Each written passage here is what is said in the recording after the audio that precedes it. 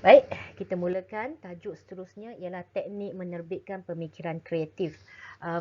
Minggu sebelum kita bercuti semester, Madam dah sentuh sikit lah tentang tajuk ini. Tapi kita pergi semula sikit lagi, kita ghostan sikit supaya perbincangan kita lebih mendalam.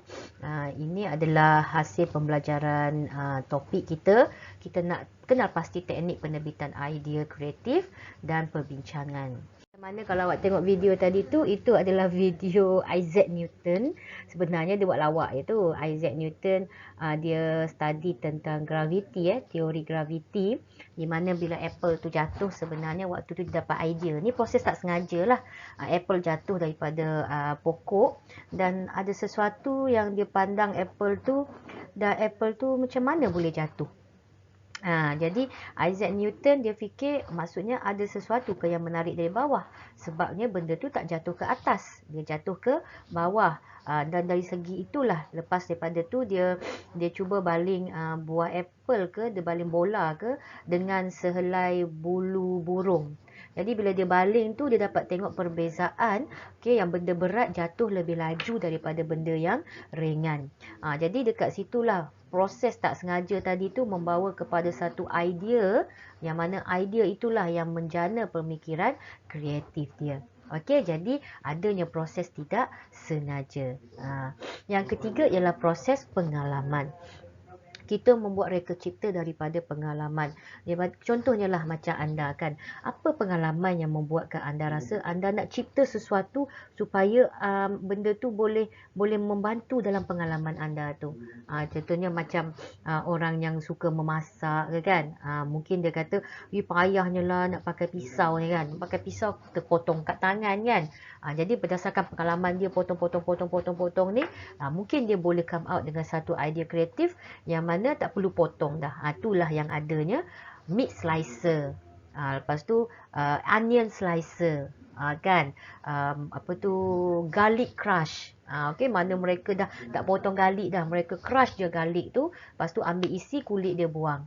Yang onion tu dah ada onion cutter dah, kita cut je onion tu, terus tekan dah cut, tak perlu nak potong-potong guna pisau. Jadi pengalaman, orang-orang yang ada pengalaman dia rasa saya perlukan sesuatu untuk memudahkan kerja saya. Itu proses pengalaman. Proses kesilapan. Siapa kata orang buat silap ni ialah orang yang tidak belajar? Orang yang banyak buat silap adalah orang yang paling banyak belajar daripada orang yang sentiasa rasa diri dia betul. Tak ada manusia yang sentiasa betul dalam dunia ni. Siapa berani cakap dia sentiasa betul dalam dunia? Tak ada ya, semua kita ni bukan maksum pun. Semua kita ni bukannya pandai dalam semua benda pun kan. Jadi kita mesti akan lakukan kesilapan. Dan daripada proses kesilapan itulah sebenarnya beberapa penemuan-penemuan terbaru telah ditemui. Kan? Kita waktu kecil, apa yang kita buat? Kita jalan-jalan-jalan, kita jatuh. Bangun jatuh, bangun jatuh, bangun jatuh. Kan? So, bila kita jatuh, kita rasa itu kesilapan. Apa yang menyebabkan kita jatuh? Mungkin kaki kita tak berdiri dengan tegak, mungkin kita tersalah tendang kaki depan, tendang kaki belakang. Jadi kita belajar daripada kesilapan itu. Dan setiap kesilapan sebenarnya memberitahu kita ada kaedah baru yang boleh membetulkan kesilapan. Ini orang kreatif lah. Orang kreatif macam Madam bagi dua quote ke atas tu. I have not failed. I've just found 10,000 ways that won't work. Thomas A. Anderson cakap. Saya tidak pernah gagal. Tetapi saya telah menjumpai 10,000 cara yang tidak berfungsi ataupun tidak bergerak dengan baik. I have tried 99 times and I have failed. But on the 100th time came success. Ini kesilapan lah, kita buat 99 kali benda tu tak jadi-jadi. Tapi kali yang ke-100 ia berjaya. Kesilapan itu mengajar kita, memberitahu bahawa perlu kepada kaedah baru. Okay, pembetulan. Jadi jangan takut membuat kesilapan lah. Nobody is perfect. Kalau kata dia tu perfect tu, tak secara lah ke dia. Sebabnya dia tak sedar lah tu. Dia hamba, memang tak ada hamba dalam dunia ni yang perfect. Tak ada. Mesti ada benda yang kita kurang dan mesti ada kesilapan yang kita lakukan. Ya, kegagalan membawa kejayaan. Jangan takut kepada kegagalan. Okey? Jangan takut dan jangan membenci kegagalan. Sebab kemungkinan kegagalan itu yang mengajar kita menjadi lebih cemerlang daripada orang yang telah berjaya beberapa kali. Kadang-kadang bila kita berjaya banyak kali, kita selesa. Kan, I dah selesa dah, saya dah bijak dah, saya dah capai dah kejayaan. Tak nak berusaha dah. Tapi orang yang gagal akan sentiasa berusaha. Berusaha dan juga berusaha. Okey, itu proses kesilapan. Proses imajinasi dan visualisasi. Imajinasi dan juga visualisasi ini adalah sangat abstrak. Dia abstrak. Imajinasi anda mungkin tidak sama dengan imajinasi rakan anda. Dan visualisasi ni, visualisasi maksudnya gambaran. Gambaran yang anda buat di minda anda mungkin tidak sama dengan gambaran yang dibuat oleh orang lain. Okey, jadi kreativiti itu adalah proses imajinasi dan visualisasi. Contohnya apabila anda melihat gambar potret Mona Lisa. Semua tahu kan potret Mona Lisa kan? Jawab sikit kat chat box berapa orang rasa Mona Lisa ialah wanita yang cantik. Jawab sikitlah kat chat box tu. Berapa orang yang rasa Mona Lisa tu biasa-biasa je potret dia. Ataupun berapa orang yang rasa potret Mona Lisa tak cantik langsung. Okey, itu imajinasi tu. Bagaimana biasa-biasa je imajinasi tu bagaimana setengah-setengah orang merasakan gambar potret Mona Lisa adalah seorang wanita yang sangat cantik. Imajinasi dia terhadap potret itu. Dan dia visualisasikannya. Potret itu sangat berharga, betul, sangat mahal. Bukan senang-senang nak dapatkan potret Mona Lisa ya. Dan juga ada setengah-setengah juga bukan Mona Lisa je lah. Kita tengok potret-potret lain yang dibuat ataupun hasil seni lain yang kita nampak macam, apa ni, dia lukis macam conteng-conteng je kan. Ada kita nampak macam conteng-conteng je, dia letak titik-titik. Kadang pun dia conteng macam anak saya lukis tu lebih cantik daripada dia lukis kan. Tetapi itulah proses imajinasi dan visualisasi seseorang itu berbeza. Dia boleh mengimajinasikan benda lain bila dia nampak satu lukisan. Apa kelebihan potret tu, madam? Okey, potret Mona Lisa ini dilukis oleh Leonardo DiCaprio, bukan, Leonardo da Vinci. Okey, Leonardo dia melukis satu potret wanita yang pada zaman, orang kata zaman Renaissance dulu kot, zaman dia dululah. Ada yang kata potret itu ialah potret pelukisnya sendiri dalam versi wanita. Ada yang cakap macam tu.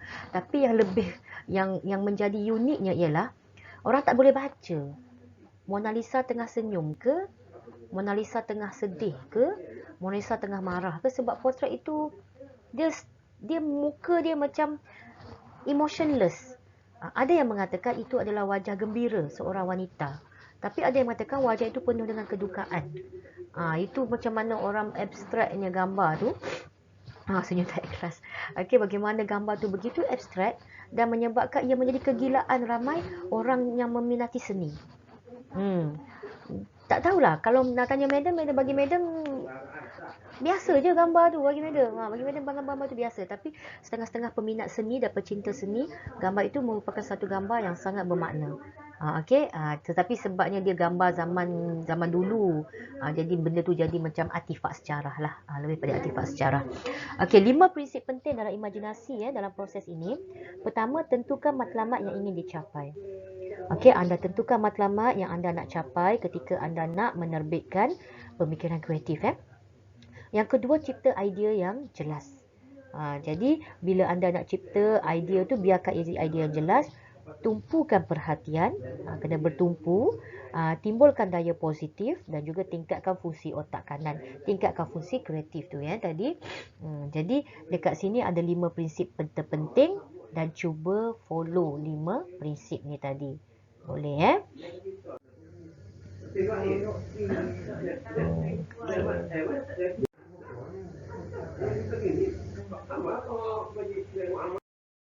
ialah kemahiran kreatif mikro. Kalau awak tengok yang madam bagi ni pun contoh satu produk kreatif lah. Basikal boleh lipat, lepas tu jadi macam bag kan. Jadi boleh masuk lah dalam airport. Boleh masuk lah airport, boleh bawa pergi travel. Menarik sebenarnya basikal ni. Kan, kalau dapat satu pun okey dah sebenarnya. Boleh bawa pergi kelas kan. Boleh bawa masuk lah, boleh bawa masuk. Itu yang menariknya. Jadi kita tengok kemahiran kreatif mikro ni. Dia terbahagi kepada beberapa tahap. Jadi kita cuba tengok dulu. Yang pertama, dia ada kreatif mikro rendah. Okay, bila kita cuba untuk berfikir secara kreatif. Sebenarnya tahap yang terendah itu ialah tahap ketika kita masih kecil. Ketika anda duduk di sekolah tadika, di sekolah rendah kan. Ingat lagi tak apa yang cikgu-cikgu selalu buat dalam kelas? Cikgu suruh melukis, cikgu suruh mewarna, cikgu suruh buat macam art kan, macam seni tangan. Itu yang kita belajar dari kecil.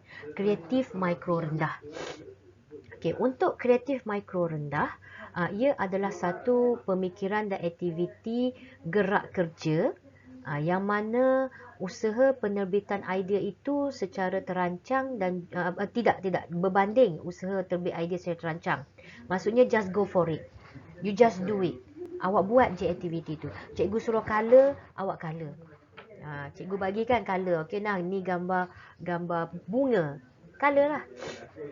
Kan ada member yang jenis hati bunga-bunga ni kan, dia kecil lagi minat warna pink, bunga dia confirm pink. Kalau kecil dulu minat warna kelabu, kelabu lah warnanya.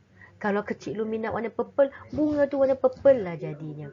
Kan? Sebabnya kita banyak aktiviti gerak, kita tak memikirkan tentang perancangan bunga ni akan sama tak dengan bunga luar tak. Yang kita tahu kita nak color. Cikgu suruh color, kita nak color. Itu je yang kita buat masa kecil. Ingat ya, sebab anak saya pun saya tengok perangai dia macam tu. Dia minat warna purple, banyak di antara benda-benda yang dia color tu, kebanyakannya majoriti warna purple. Okey, warna ungu. Yang seorang ni minat warna pink, merah jambu. Kebanyakan warna yang dia color, kebanyakannya merah jambu. Itulah maksudnya ketika kreatif mikro rendah, kita hanya menambah, melengkapkan, kita kurangkan banyak, yang banyak kita kurangkan dan juga kita banyak bincang. Okey, jadi mikro rendah ni sebenarnya ini yang kita buat dalam kelas kita ni. Madam tengah buat mikro rendah dengan awak ni sebab hanya satu perbincangan. Jadi aktiviti gerak kerja kita tu berada di peringkat yang paling rendah. Okey, itu kreatif mikro rendah. Sederhana. Jika tengok gambar-gambar yang madam bagi ni, kita tengok ni zaman sekolah dulu minat buat yang ni. Budak perempuan, budak lelaki minat sangat. Kursi ada 4 kaki, tapi dia duduk 2 kaki. Madam ingat ni zaman sekolah dulu. Kan kadang-kadang tu tengok ada yang dia terbalik lah, terbaring lah, kadang kaki patah lah kan. Budak lelaki minat, budak perempuan pun tak kurang. Ada juga peseng macam ni. Madam pun tak tahu, PE lah PE. Kerusi ada 4 kaki memang suka tolak macam tu kan. Jadi ada satu inovasi ni, memang nak duduk macam tu boleh. Dia buka yang belakang ni, lepas tu tolak lah, nak tolak. Tapi selamat lah, tak jatuh. Kan? Lepas tu macam ni untuk mandi baby. So mata dia tak kena air lah, tak kena shampoo. Okay, it's very safe for the baby. Yang bawah ni nak membaca dalam gelap. Cermin ni ada lampu. So letak atas buku walaupun dalam gelap boleh membaca. Jadi apa yang cuba madam tunjuk kat sini? Madam cuba tunjuk kat sini bahawa tindakan kreatif itu dimanipulasikan secara sederhana serius dan juga tujuan ditetapkan boleh dilakukan oleh semua orang dengan cara meneka, mengelaborasi, membaiki dan memberi cadangan. Madam nak awak bagi cadangan kat madam. Madam nak awak membuat satu elaborasi supaya perbincangan kita ni bukan di tahap rendah. Madam nak awak bagi madam satu suasana kreatif mikro sederhana. Sebab itulah madam suka bila awak bising dalam chat box tu. So at least you are thinking and you want to share. You want to share. Bila you share tu sebenarnya you dah masuk ke tahap yang seterusnya. Itu tahap sederhana. Sekadar mendengar itu adalah tahap rendah.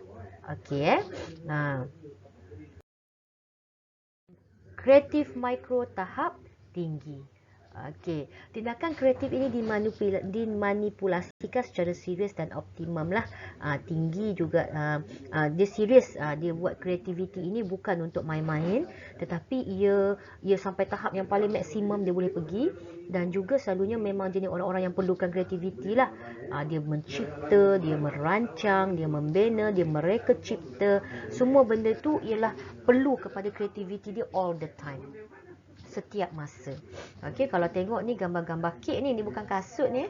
Ni kek. Ni kek kasut, kek ular dengan kek jam semua ni semua edible. Semua boleh makan.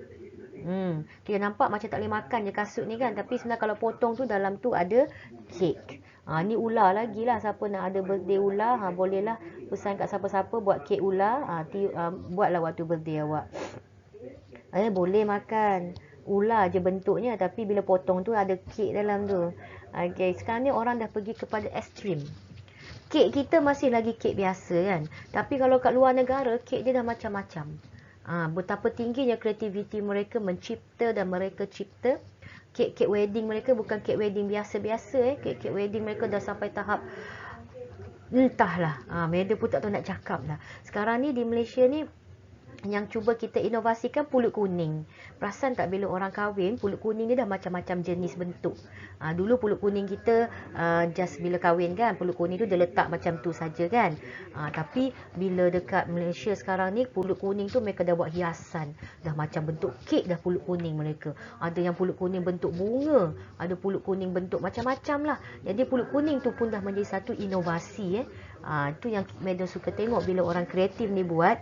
Macam-macam lah jadinya. Berdouble-double Madam cake tu. Memang double. Bukan setakat setingkat, 2 tingkat. Boleh jadi sampai 5-6 tingkat pun. Kan?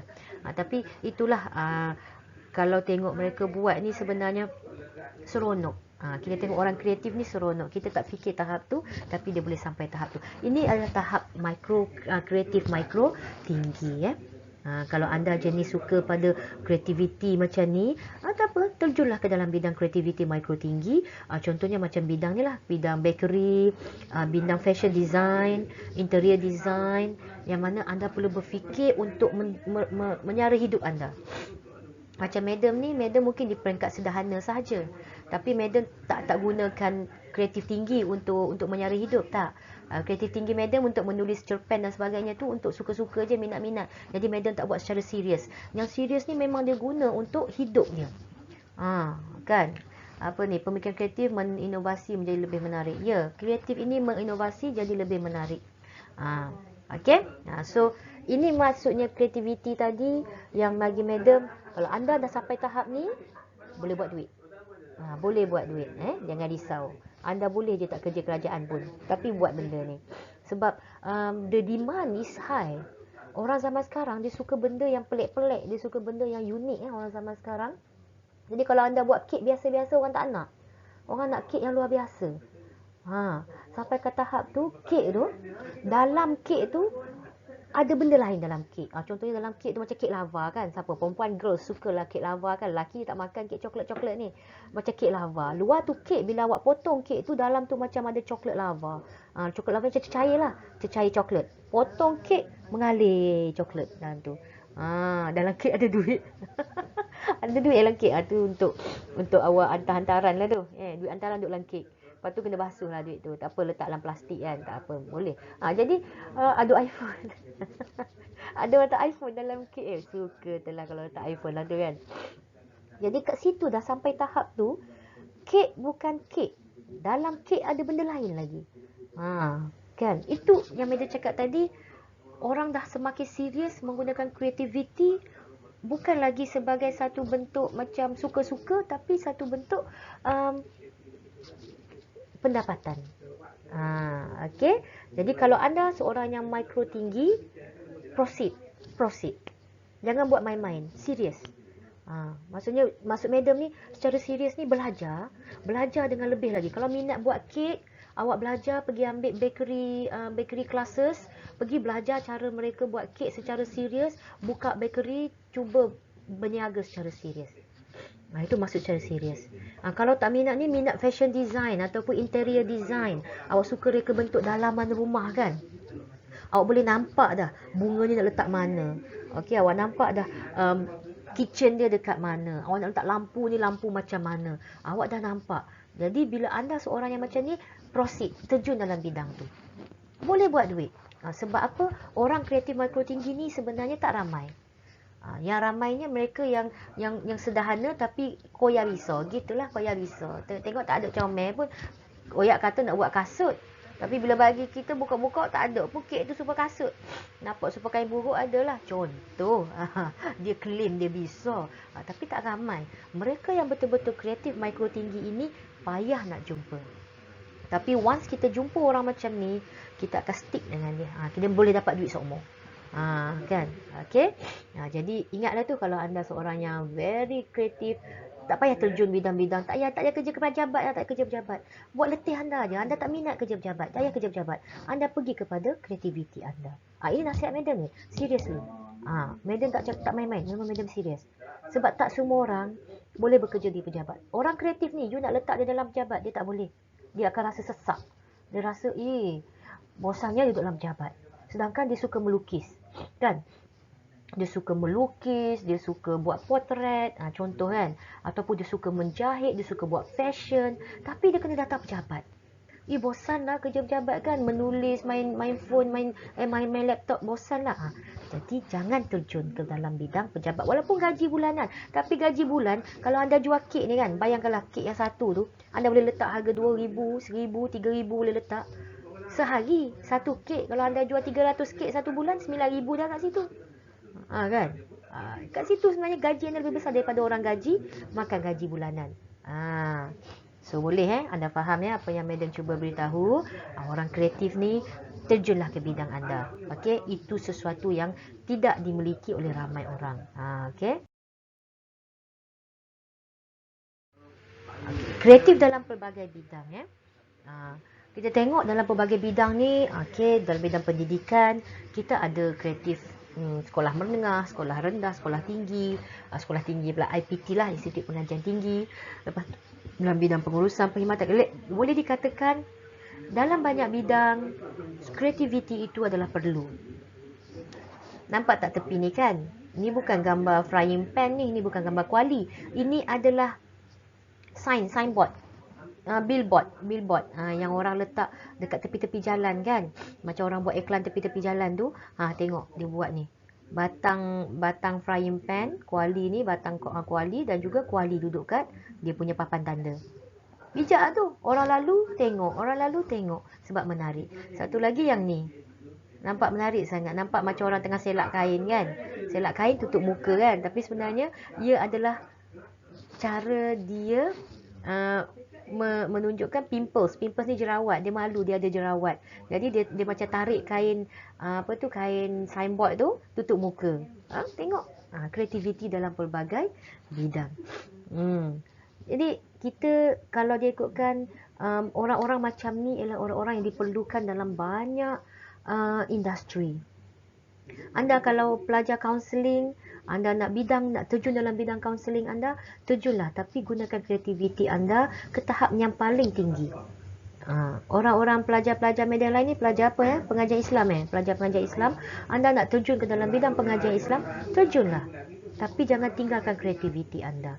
Tapi kalau rasa awak lebih cenderung kepada kritis, maka usahakan supaya kritis itu berguna dan lebih meningkatkan awak punya kemahiran daripada masa ke masa. Ingat ya. Jadi kreatif ni pun, kalau anda seorang yang minat kreatif, itulah madam kata, kalau minat kreatif, walaupun anda pengajian Islam kan, tapi minat sangat bakery, masalah terjun bidang pengajian Islam, terjun bidang bakery pula. Kan? Dah belajar asas tentang pengajian Islam, tapi kalau rasa tak boleh gila, tak boleh jadi ustazah lah saya, madam, saya tak boleh kerja mengajar student, madam, saya tak boleh duduk dalam office, madam, walaupun saya ambil pengajian Islam. Tak apa, terjun ke dalam bidang yang anda suka. Itu orang kreatif. Orang kreatif ni dia tak suka benda yang sama berulang kali dia buat. Dia tak suka duduk dalam kepompong. Orang kreatif, madam faham orang kreatif ni. Dia nak keluar daripada kepompong hidup dia yang sekadar buat benda sama setiap hari. Orang kreatif tak. Kalaulah dia mengajar, dia takkan ajar benda yang sama setiap hari. Dia akan cuba ubah. Walaupun ilmu tu masih sama. Tak boleh tukar ilmu. Tapi kaedah dia mengajar tu pelbagai. Semester ni dia ajar macam ni, semester depan dia ajar macam ni. Jadi bila dia tengok balik, semua teknik pengajaran dia semua berbeza. Orang macam tu dia kreatif, dia gembira. Tapi kalau orang tu dia kreatif tapi dia dah ulang, percayalah orang macam tu akan stres. Bila dia stres, yang pengakhiran dia, kreativiti dia tu matilah. Kreativiti dia tidak digunakan sebaiknya. Jadi anda tanya diri anda, satu masa nanti aku nak jadi apa? Ke mana bidang yang patut aku terjun? Walaupun anda pengajar Islam, tetapi anda boleh terjun pada satu bidang lain. Kan, boleh jadi penulis, boleh jadi businesswoman, boleh jadi interior design. Kan, anda pengajar Islam, anda minat pada design-design yang berkaitan dengan Islamic design ni kan. Macam ala-ala dekat apa tu, negara-negara Arab kan. Jadi anda tak nak jadi ustaz, tak nak jadi ustazah, anda bekerja interior design. So siapa-siapa yang nak buat interior design berkaitan dengan Arabic arts ataupun Arabic design, boleh jumpa anda. Menarik juga. Menarik. Kan? Ataupun makanan-makanan Arab ke. Jadi benda tu jangan pandang pendek. Jangan pandang benda tu tertutup. Pengajar Islam ni lah jadi ustaz-ustazah. Tak. Luas lagi awak boleh pergi. Awak boleh pergi luas. Tengok kepada kreativiti anda, tengok kepada minat anda. Tengok kepada mana yang anda cenderung buat. Jangan pilih kerja kerana gaji. Sebab walaupun anda dapat gaji, hati anda tak tenteram. Ada orang yang stres, dapat gaji tiap-tiap bulan kan. Tapi stresnya, na'udzubillah ya Allah. Stres sangat. Sebab apa? Dia buat benda yang dia tak minat. Tengok pada gaji. Kan? Jangan menjadikan itu sebagai satu tumpuan. Jadikan tumpuan anda masa depan, what do I like to do? What am I happy to do? Apa yang saya paling happy dalam dunia ni? Buatlah. Megan dari kecil dia memang nak jadi cikgu. Memang minat jadi cikgu dia kecil lagi. Minat sangat nak write buku. Kalau ikut kata kat rumah Mak Madam ada lagi di antara buku-buku.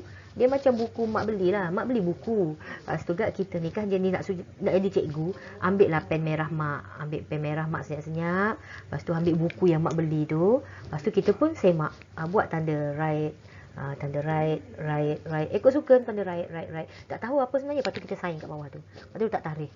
So, bila mak buka buku, mak tanya, ni siapa yang conteng buku mak ni? Mulalah bisnis satu rumah. Last, Alhamdulillah, saya dapat jadi lecturer. Okay, so, I'm doing what I like. Saya minat nak jadi mufti. Okay, berusahalah ke arah menjadi seorang mufti. I encourage you. Bila anda dah tahu itu minat anda. Siapa lagi minat apa? Cakap apa nak jadi. Jadi, anda tujukan diri anda kepada arah itu. Mufti yang bagaimana? Okay, dan so on. Jadi anda tak akan rasa macam stres. Madam tak stres. Kerana Madam tak stres sebab Madam suka buat apa yang Madam buat. Tapi kalau orang hentikan Madam, orang kata, Siti jangan mengajar dah. Orang tak bagi saya mengajar. Saya stres. Kan, kita minat jumpa student, kita minat bercakap dengan student, kita minat ilmu. Madam suka bercakap dengan awak ya. Awak jumpa Madam kat luar, Madam tak kecek dengan awak. Sebab Madam bukan jenis menyembang, tak. Madam semua suka bercakap benda yang bermanfaat untuk pelajar Madam. I only speak to my students. That's me. Awak nampak Madam macam ni kan. Tapi bila awak jumpa Madam kat luar, Madam senyap ya. Okay. So, I'm happy right now. Sebab apa? Kita guna benda yang kita minat. So, awak pilih.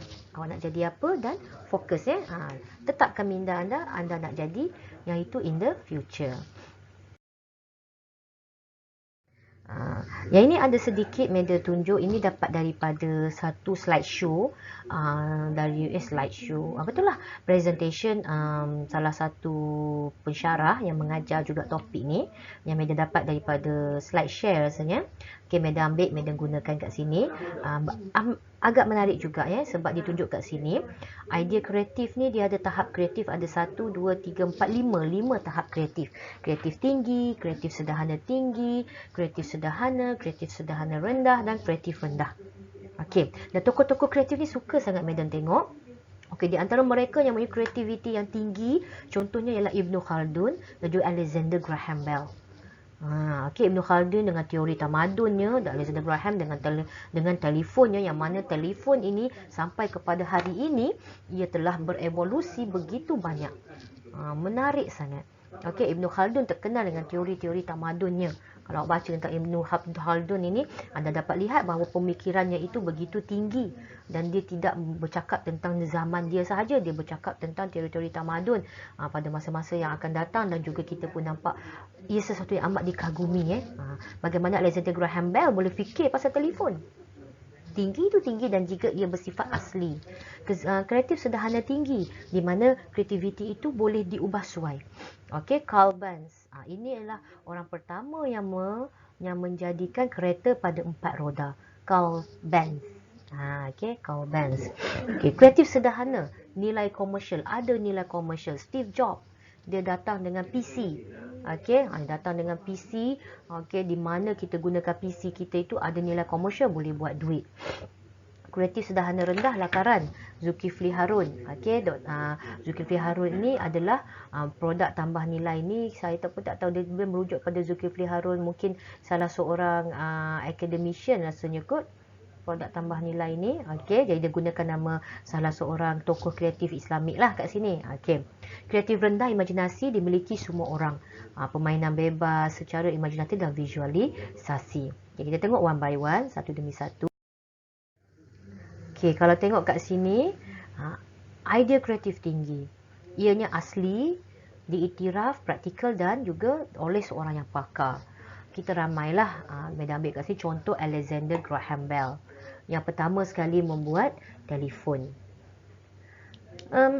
Siapa tahu kita boleh bercakap dengan orang yang jauh daripada kita melalui telefon. Kita tak pernah tahu.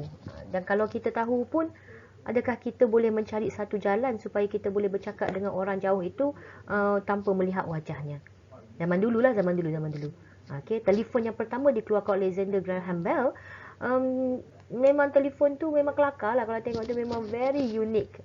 Siap main pusing-pusing lagi, pusing-pusing. Dari segi dia punya sistem, dia punya proses untuk menghidupkan telefon tu memang macam mana otak dia boleh fikir. Itulah soalannya, macam mana otak dia boleh fikir kan. Sebelum adanya telefon, orang menghantar mesej melalui burung. Dia selit dekat kaki burung tu, surat dia tu. Lepas tu dia tu memang training lah burung ni. Dan burung ni hanya boleh pergi ke tempat yang dia training je. Dia training je. Dia tak boleh pergi tempat lain. Contohnya macam memang burung tu di training daripada Kota Baru ke Gua Musang. So dia terbang macam tu je. Kota Baru, Musang, Kota Baru, Musang. Dia takkan pergi tempat lain. Burung macam tu. Saya tak tahu macam dia training zaman dulu. Macam mana burung tu boleh menjadi penyampai mesej. Wallahualam bisawab. Tetapi yang saya tahu, burung itu dulu adalah penyampai mesej. Sebelum adanya telefon, mesej lain juga disampaikan melalui pos lah. Okay, adanya posto sebelum telefon kan. Posto hantar surat dan sebagainya. Lepas tu telefon terjadi. Tapi hanya orang kaya saja yang boleh pakai telefon. Orang-orang miskin tak boleh pakai telefon. Okey, itu idea kreatif tinggi dia asli. Asli ni memang tak pernah orang buat lagi, tapi dia buat. Itu ya. Okey, ni saya menarik sangat. Saya tengok evolusi Ni evolusi telefon. Ni tengok evolusi telefon sampai sekarang. Dia adalah idea kreatif asli yang mengalami proses ubah suai sama ada dari segi dalaman atau luaran. Kita tengok macam mana telefon itu mengalami evolusi. Kita pegang telefon je lah, nak pegang benda lain tu banyak lagi. Tapi kita tengok bagaimana telefon tu daripada telefon yang dibuat oleh Alexander Graham Bell kepada telefon-telefon pada zaman sekarang, sehinggalah hari ini ia mengalami satu evolusi yang amat jelas. Kan? Madam masih ingat lagi even telefon bimbit ni pada zaman Madam tu. Zaman awal-awal telefon bimbit keluar di Malaysia ni. Guna Nokia 3210. Oh, soho dah waktu tu Nokia 3210. Siapa yang Nokia 3210 tu? Oh, memang best lah. Best. Tak tahu lah awak kenal ke tak Nokia 3210. Siapa kenal? Kalau anda tak kenal Nokia 3210, cuba tanya mak ayah. Mungkin mak ayah masih kenal dan masih ingat Nokia 3210. Okey, pada zaman tu Nokia. Nokia adalah pengeluar telefon yang paling glamour pada zaman tu di Malaysia. Di Malaysia, Nokia. Lepas tu baru ada Sony Ericsson. Apa entah lagi nama, tak ingat. Madam pernah guna dua tu je, Nokia dan Sony Ericsson. Yang lain ada juga 3310 je. Madam 3210. Okey, 3310 tu rasa lepas tu rasanya. Lepas 3210, 3310. Okey. Walaupun telefon tu gitu je, tapi seronok. Sebabnya dia adalah mobile phone. Telefon bimbit. Boleh bawa jalan-jalan. Kan? Tak perlu dah nak pergi beratur dekat public phone, telefon mak kat public phone kan beratur. Kalau seorang tak apalah duduk depan kita. Kalau 5 orang duduk depan kita, percayalah datang pukul 1 untuk beratur telefon mak. Kadang pukul 2, pukul 3 dah tak habis lagi orang depan tu. Kita kena check. Kita check kat dia sama ada pakai kad. Kalau dia pakai kad, zaman tu, telefon kad, kalau dia beli kad telefon RM10, dia cakap RM10 dekat telefon public tu. Kita pun duduk lah. Duduklah kat situ. Duduk sila kat situ. Buat tak ada apa. Buat buku lah. Waktu tu mana ada telefon superpower ni. Nak belik-belik telefon. Tak. Yang ada buku. Bawa buku. Study buku. Sambil-sambil tunggu giliran. Ataupun kita tengok member depan tu shilling dia pun banyak dia bawa. Allahu Akbar, kalau dia bawa shilling satu bekas, kita tak usah tunggulah. Lagi lah, lagi. At least yang telefon kad tadi tu habis RM10 dia berhenti. Tapi yang bawa shilling ni, selagi shilling dia tak habis, dia tak berhenti. Kita memang selok lah kata tu. Kata kan, tengok member depan tu, gigi usah lu. Dia ni bawa shilling banyak, tak apalah. Datang pulak lah nanti. Lepas 3 jam mari pulak. Sebab zaman tu memang zaman telefon public lah. Zaman telefon public waktu duduk universiti dulu. Ni cerita waktu duduk universiti. Yang duduk kat rumah tu tak ada masalah guna telefon rumah kan. Okey, jadi ni idea kreatif sederhana tinggi boleh diubah suai. Idea kreatif sederhana boleh diubah suai dan menjadi produk yang lebih canggih, mempunyai nilai komersial dan juga pasaran ya. Kita tengok bagaimana telefon. Ni zaman telefon bimbit yang mula-mula datang Malaysia dulu. Medan tak sempat ni beli yang ni. Ni waktu ni zaman orang kaya yang telefon mula-mula ni. Medan sempat beli yang ni. Ni zaman Sony Ericsson, zaman Nokia. Tapi ni Nokia 3210. Ni Nokia 3310 ke? Ni Nokia 3310. Nak beritahu bezanya. Bezanya mula-mula datang ada aerial. Atas telefon tu ada area. Nak pergi kecek kat tarik area tu. Tarik lu pun kecek. Medan tak ada pakai ni. Yang ni pun Dell lah pakai Meta. Lepas tu orang tukar pada Nokia. Dah tak ada aerial dah. Sebab apa aerial ni cabut semua. Cabut atau patah. Jadi kak tak sedap pakai. Orang belilah yang 3210, 3310 kan. Tak ada aerial. Waktu tu dah tak ada aerial. Kita pun seronok lah pakai telefon Lepas tu berevolusi kepada touch screen. Tapi masih ada keypad lagi walaupun ada touch screen. Touch screen makin besar, keypad makin kecil. Touch screen makin besar, keypad makin kecil. Lepas tu touch screen makin besar. Jadi nak oyaknya, daripada telefon besar, dia evolusi pada kecil, kembali kepada besar. Okay. Legenda lah, legend lah benda ni. Medan pun suka sangat bila cakap pasal telefon. Sebabnya memang telefon mengalami satu evolusi, proses evolusi yang sangat ketara. Like seriously, ketara sangat evolusi dia. Bila keluar telefon baru kita tunggu, apa benda baru kan. Sampai sekarang ni benda barunya ialah ni. Belakang ni. Okay, yang banyak berevolusi ialah yang belakang ni. Kamera. Kan? Ada sampai 4 kamera, sampai 6 kamera, 8 kamera. Allahu Akbar. Begitu banyaknya kamera belakang ni. Ambil gambar, habis muka tak jadi muka dia. Muka dia jadi muka orang lain. Okey. Muka dia jadi muka orang lain. Muka Medan yang banyak kedut ni kan. Bila ambil gambar dengan telefon Medan, Oppo Reno. Oppo Reno apa Medan ni tak ingat. Oppo Reno 2F ke? Okey. Bila ambil gambar dengan ni, muka Medan jadi lawa. Tak ada dah kedut-kedut. Tak ada. Okey. Dah boleh menipu dah dengan telefon. Okay, jadi sekarang ni memang berevolusinya. Evolusi yang sangat, orang kata, meriah dalam dunia telefon. Okey. Idea kreatif rendah. Yang kreatif rendah ni ialah dia antara realiti dan fantasi. Dengan cara lakaran grafik, dia berpotensi dikembangkan. Idea kreatif rendah ni kita pergi rendah sikit. Terima kasih Amir. Okey. Kreatif rendah ini ialah bila kita mula-mula kita buat lakaran grafik. Siapa yang suka buat lakaran grafik, contohnya macam dia mikir telefon baru. Kalau Medan cabar saya awal ni, okey, cuba bagi lakaran grafik untuk telefon yang akan digunakan pada tahun 2030. Aci tak aci? Hanya seorang dua je boleh jawab dengan betul. Ataupun boleh beri lakaran grafik ni ke Medan. Sebab apa? Benda lakaran grafik ni ia berpotensi untuk dikembangkan dan juga ia memerlukan satu bentuk macam imajinasi yang tinggi. Walaupun daya kreatifnya itu rendah. Dia baru duduk dalam grafik saja. Sama ada ia boleh dikembangkan atau tidak tu, ia bergantung kepada perkembangan teknologi untuk mendapatkan supply. Satu fantasi yang masih belum boleh direalisasikan sampai saat ni ialah teleport. Pernah dengar perkataan teleport? Nak cerita sikit. Kalau tak pernah dengar, kita tak pernah dengar Medan teleport ni apa. Teleport ni hanya dilihat dalam cerita Star Trek. Pernah tengok cerita Star Trek? Tak pernah. Okey, pengetik kuku. Elak lu pengetik kuku pula dia. Okey, teleport ni bukan pengetik kuku. Teleport ni dalam cerita Star Trek ni, Di mana cerita Star Trek ni cerita pasal spaceship. Okay, spaceship. Dia banyak spaceship lah. Pada satu zaman ni, semua manusia, bukan manusia, alien juga kot siap-siap dia. Alien ni duduk dalam spaceship lah. Jadi untuk daripada satu spaceship ke spaceship yang lain, dia guna teleport. Dia duduk dalam satu bilik tu, macam bilik vacuum tu. Dia teleport ke orang ni, hilang daripada bilik ni, dia masuk ke spaceship lain. Macam Madam lah. Madam nak teleportkan diri Madam. Madam daripada sini, Kia, Madam teleport pergi ke KB Mall lalu. Tak payah nak lalu jam kan. Itu satu bentuk fantasi yang masih belum direalisasikan. Kalau boleh buat, tak ada masalah. Sila buat teleport. Buat bilik teleport. Madam pergi.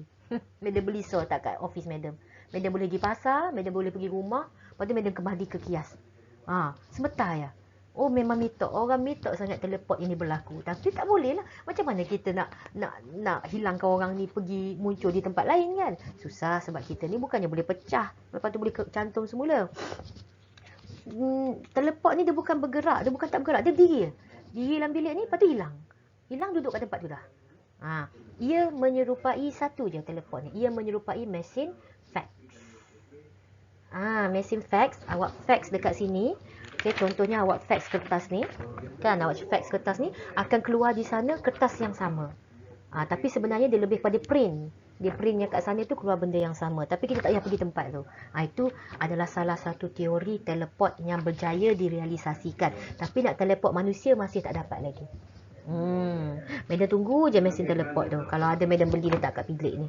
Senang nak balik rumah kan. Balik rumah tengah hari pergi masak-masak lepas tu balik semula kat sini kan. Tak susah. Dia tak kena hadap jam lah, kena hadap polis trafik lah kan, kena hadap accident lah kan.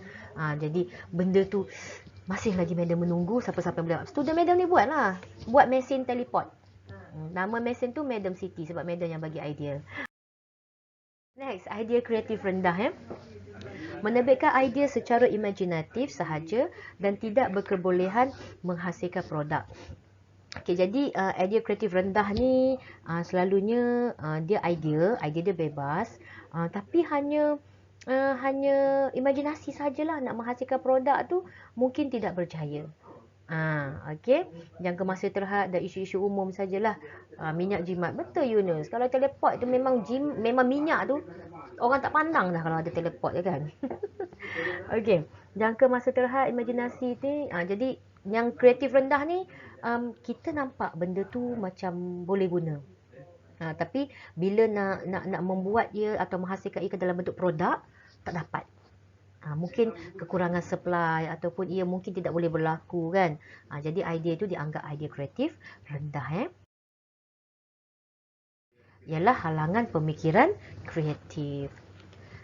Orang-orang kreatif ni, mereka kadang-kadang mengalami halangan. Okay, pertama ialah tidak dapat mengenal pasti masalah. Jadi mereka tidak mampu berfikir secara kreatif. Kasihanlah, kasihan. Perhatian kepada yang ingin dilihat saja. Ada orang kita yang berpendapat tak usah pandang jauh lah. Kelih depan tu je. Setengah orang pandang macam tu. Jadi dia tak kreatif lah. Hanya pandang benda yang ada depan mata. Okay? Dia tak boleh go further. Jadi ini halangan pada dia. Gagal menggunakan semua deria. Dia tak nak menjadi seorang yang very sensitive to all the environment changes. Jadi dia gagal menggunakan kreativiti dia. Kesukaran mencari maklumat. Okay, terlampau serius. Birokrasi ni bila anda kerja dengan orang lain, kadang-kadang bos anda dia menghalang kreativiti anda. Okey, anda nak buat dia suruh buat cara A, anda nak try cara B. Tak boleh, cara B salah. Sedangkan cara B dan cara A dua-dua menyelesaikan masalah. Cuma bila anda menjadi kreatif sebab dia bos, anda tak boleh menjadi seorang yang kreatif. Anda dihalang menjadi kreatif. Ini satu kekesalan lah. Kesian itulah Madam cakap. Kalau anda minat benda yang tidak melibatkan kerja-kerja birokrasi, anda minat bakery, tak payah kerjalah dengan bos. Anda lah jadi bos. Kan? Jadi idea anda dan kreativiti anda tu boleh berjalan dengan seluas-luasnya. Tak ada bos yang kata, tak boleh buat kek macam ni, tak boleh buat kek kat dalam tu ada lava, tak boleh. Semua benda tak boleh. Bos mana bagi anda menjadi lebih bijak dari dia? Itu namanya bos. Kan? Kalau anda lebih bijak daripada bos, bos golong tika lah. Kan? Jadi kadang-kadang sebab birokrasi orang dah tak kreatif kan. Dan juga sikap masyarakat. Ada masyarakat yang berfikir bahawa kreativiti anda ini kreativiti yang tidak boleh diterima oleh orang ramai. Kreativiti, itulah saya kata dulu awal-awal, kreativiti ni ada dua. Anda nak kreativiti positif ke negatif? Kalau positif proceed, kalau negatif jangan buat.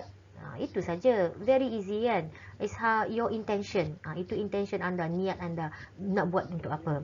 Okay, creativity is a process, not an event. Bila dikatakan creativity is a process, ia sentiasa ada penambahbaikan.